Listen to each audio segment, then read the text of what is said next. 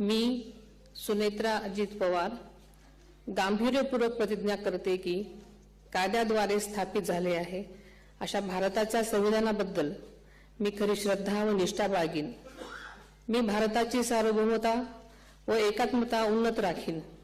मी महाराष्ट्र राज्याची उपमुख्यमंत्री म्हणून माझी कामे निष्ठापूर्वक व ससद्विवेक बुद्धीने पार पाडेन आणि संविधान व कायदा यानुसार सर्व तऱ्हेच्या लोकांना मी गांभीर्यपणे व निपक्षपातीपणे तसेच कोणाच्याही विषयी ममत्वभाव किंवा आकस न बाळगता न्याय वागणूक देईन।